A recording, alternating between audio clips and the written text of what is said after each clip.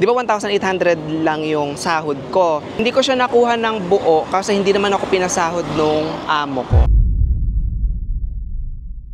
So, hanggang sa na-expired na yung visa ko, minsan, gagamitin lang nila yung visa nyo. Nagmakawa ako sa kanya noon na kahit at least yung pang-exit man lang, hindi na ako bumalik sa work. Hindi ko naman pinapasahod dahil. Dahil nagalit siya sa akin. Sabi niya, all of you Filipino are sane. all you, sir. Sabi niya, you, sir? Yung tito ko kasi nung nag-start ako dito, chef siya. Umaabot na ako sa punto na para makatipid, yung mga inuwi niyang ulam, yun yung kinakain ko para hindi na ako gagastos. Yung mga natitirang ulam sa restaurant nila, inaabangan ko yun, kaya ako nakakaipon. Hi everyone! For today's video, samahan nyo ako at dadalhin ko kayo sa pinakaunang-unang trabaho ko dito sa Dubai, na kung saan ako isang waiter. Yes, waiter po ako dito sa may Satwa. So nandito tayo actually sa Almina Road and pupuntahan lang po natin yun. Gusto ko lang magbalik tanaw, gusto ko lang makita ulit yung lugar kung saan ako nagsimula, yung mga daan kung saan ako naglalakad before, tapos umiikot-ikot lang sa isip ko palagi kung papaano ako magpapatuloy and uunlad sa buhay. Yung mga kasi alam niyo naman, typical OFW, everyday yan, tuwing naglalakad kami, papasok sa trabaho, nagdadasal kami ng lakas, lakas at tibay para sa lahat ng mga pwedeng mangyari at kung papaano kami, alam niyo yun, sa success sa life, ganon. Kaya tara, let's go! So ayan, nandito na tayo sa Satwa.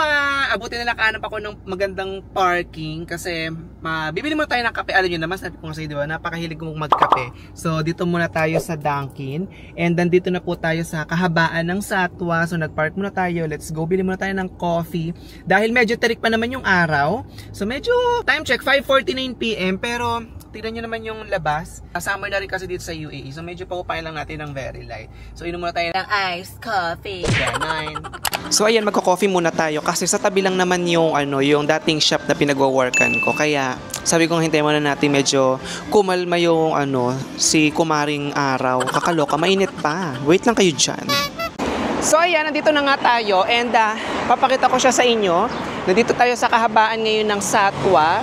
Eto yung pinakaunang-una kong trabaho. Wait lang, tatawid tayo. Baka masagasaan ng aklita. Nakakaloka. Hindi na siya ngayon yung hindi na siya yung pinaka-original na company ngayon. Kasi dati siyang Lapas Bache. Pero eto na siya ngayon. Ayan Ayan, street food na siya ngayon. Yung nakasulat dyan. Pero eto po yan. So, ayan yung pinaka-store namin dati. Tapos, mga batchoy, ganun. Tapos nakatayo ako dyan sa labas na yan.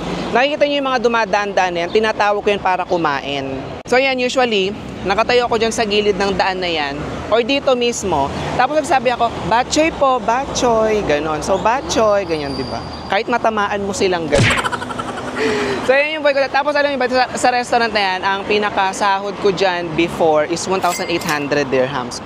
So tinanggap ko siya, super baba nun kasi yung bahay po namin dito lang sa likod na to.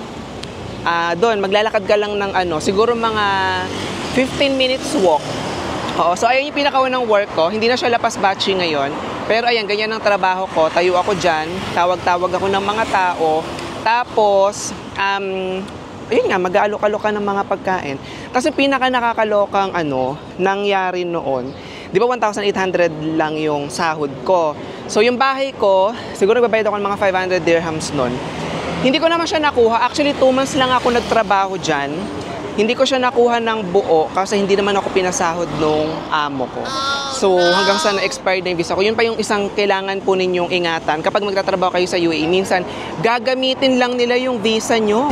Oo, gagamitin lang nila yung visa ninyo. Kaya dapat make sure na kapag ngayon mag-apply kayo ng trabaho, dapat meron kayo offer letter, tapos dapat from government din siya. Alam ko ganun ngayon Medyo matagal na kasi, parang mga 4 years ago na siya. So hindi ko na alam yung pinaka-updated ngayon na kumbaga yung offer letter ba is kailangan from the government siya. Pero yung before, ganun. So dapat may offer letter ka kasi before, pagtatrabahuhin ka nila agad nang kahit walang offer letter, walang anything. Kaya ikaw talo ka. Siyempre sa tourist visa, wala kang magagawa kasi kahit naman mag-complain ka, talo ka. Kasi bakit ka nagtatrabaho naka-tourist visa ka? So yun yung isa sa mga risks kapag nag-start kang mag-work as tourist visa dito sa Dubai kasi gagamitin talaga nila yung visa mo. So ayun na nga, nag-expire yung visa ko, hindi niya ako pinasahod. So nagmakawa ako sa kanya noon na kahit at least yung pang-exit man lang, so parang mga nasa kulang-kulang 1,000 dirhams yata yun. Kailangan ko mag-exit nun para makapag-renew ako ng visa. So binigyan niya ako nun. Pero pagbalik ko, hindi na ako bumalik sa work. Siyempre, pa naman hindi babalik, hindi ko naman pinapasahod dahil. Tapos, ayun na nga, pagbalik ko, sinabi ko sa kanya, "Sir, I'm not coming back." Dahil nagalit siya sa akin. Sabi niya, all of you Filipino are same." Ganyan siya. "All you, sir." Sabi niya, "You, sir? Ako pa user ngayon? Ako nga itong hindi mo binisahan, nakakaloka ka." So anyways, ayan na. So, ayun yung workplace ko at ito yung same place na nilalakaran ko pauwi ng trabaho. Ayan. So, pakita ko siya sa inyo. From here until doon, ayan, nilalakad ko yan siya pauwi. So, dati, wala pa yung mosque na yan. Mosque na siya ngayon. So, dating mga jogging-joggingan yan ng mga tao. Jogging-jogging tsaka jugjug. Tapos, alam nyo ba, dito din ako, nagpunta kasi ako dito no November. So, December ako nag-work dyan. Ito yung exactly place na habang naglalakad ako, ang out ko nun is parang 12 AM. New Year yun So, parang 11:30 or 12. Tapos, huminto ako sa same spot na to. Tapos, merong part dito na halos tanong mo yung Burj Khalifa, pero nawala na siya. Oo. Tapos, ayun, huminto lang ako dito. Doon na lang ako nanood ng fireworks. Tapos, 12 midnight yun. I was standing here on this same spot na habang pinanood ko yung fireworks na malungkot, ganun. Tapos, naisip ko yung family ko. First New Year, nawala ako sa Pilipinas, na hindi ko sila kasama. Pero, alam mo na, thinking ng bilang isang OFW, laban lang, bawal lang malungkot, ganon. Ngayon, dadalhin ko naman kayo kung saan po ako unang-unang tumira dito sa Dubai. Na kung saan ang binabayaran ko noon, bed space is 500 dirhams sa taas. O ang eksena kasi dito kapag bed space ka, double deck yon, tapos sa taas ka, mamimili kapag taas, 500 dirhams yon. Kapag sa baba, medyo mas mahal. Usually mga 700, 800 dirhams. Pero yung tita ko pa naman ang kasama ko noon. So, tara, samahan niyo ako. Tapos eto naman, nandito tayo ngayon kung saan ako unang-unang tumira dito mismo sa Dubai. So wala lang, sarap lang kasi talagang balikan, di ba? Actually, madalas din ako napapadaan dito and until now, napapatitig pa din ako kasi naaalala ko nung dito pa ako nakatira, madalas ako nakatambay dun sa may balcony na yun. Tapos tinitignan ko tong paligid na to, kung saan ako dito magwo-walk-in, kung saan ako magsasabit ng CV, kasi gusto ko nga makahanap ng trabaho noon. Ito, pakita ko sa inyo. Ayan siya, yung building na yan. So, bali, nandito po tayo ngayon sa may Almina Road. Ayan, sa may Satwa yan. Yung Satwa nandun na siya sa kabilang side.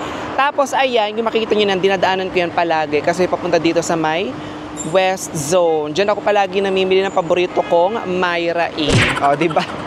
Ayan, yung West Zone na yan. So, ayan. Tapos, nung unang-unang dating ko din sa Dubai, dito din ako sa bus stop. Ayan, may bus stop doon. And merong mga kainan kasi dyan, yung pizza. Doon din ako unang kumain. Tapos, ayan, makikita nyo sa likod ko na yan. Puro mga building yan. May mga hotel dyan. Dati wala pa yung iba dyan. Lahat yan, dahil nasubmitan ko yan ng CV. O yung CV, yung tinatawag na resume. Pati yung pinaka-hotel dun sa dulo, yung Ibis Hotel. Nasubmitan ko lahat yan. Dati kasi nung panahon ko, naglalakad lang po kami, lakad, tapos may dala-dala ka lang na printed na mga CV mo o resume. Tapos sinasubmit ko lang siya sa lahat ng building na nakikita ko dito. Yung old building ko sa likod, tapos etong nilalakaran ko, everyday ko itong nilalakaran, papunta sa car lift, papunta sa trabaho. So, ayan yung everyday kong lalakaran mula doon. Pawis ako papunta doon sa pinakadulo doon. So, dinadanan ko tong park na to kasi shortcut siya papunta dun sa kabilang kanto kung saan nag-iintay yung car lift. Tapos itong park na to, dito ako palagi nag-jogging nun. Tapos tambayan din. Oo, tambayan ko din siya nun. Kasi may mga upu-upuan dito. Ayan siya. Diba? Tapos quick trivia lang. Itong building na yan, na nilalakaran ko sa gilid ko. Naglalaro kasi kami dito palagi ng volleyball. Palagi ako nakatingin sa building na yan, sa pinaka taas dyan. Sinasabi ko na darating yung time, titira din ako sa ganyan. Yung sa mataas, Tapos, solo ko, ganun. Totoo, promise. Nandito kami, nagva-volleyball kami. Tapos, yun lang, nagmamanifest na ako. Lagi ako nakatingin dyan. Sabi ko, someday, titira din ako sa ganyan. Ganon. Lahat manifesting, Day. Ayun lang, kung dati, lakad lang ako lagi ng lakad dito. Tapos, yung bus stop, ayun yung antayan ko palagi. Yung bus stop doon. So, ngayon, may sasakyan na tayo. O, diba? Yung mga kwento ng mga success, ng mga buhay, is huwag natin kakalimutan yan. Kasi, po pwede yan mas makapagbigay pa sa atin ng ng encouragement. Encouragement? Tapos kung makikita niyo yung building na yan, sa pinaka first floor na yan, ayan, alam ko first floor kami dati yan, lagi ako nakatayo dyan, nangangarap na umasenso sa buhay. Diba? Nakaka-amaze lang lagi ako nagsishare sa social media ng mga humble beginnings ko kasi hindi siya talaga mabubura sa isip ko kasi, my gosh! I really started from scratch. Alam niyo yon? From scratch. Literal. Na yung tipong umabot ako na sa... Yung tito ko kasi nung nag-start ako dito, chef siya. Tapos chef ako. Oo. So, chef siya. Umabot na ako sa punto na para makatipid, yung mga inuuwi niyang ulam, yun yung kinakain ko para hindi na ako gagastos. Oo. So, yung mga natitirang ulam sa restaurant nila, inaabangan ko yun. Kaya ako nakakaipon. So, isa yan sa mga eksena ng buhay ko dito sa Dubai.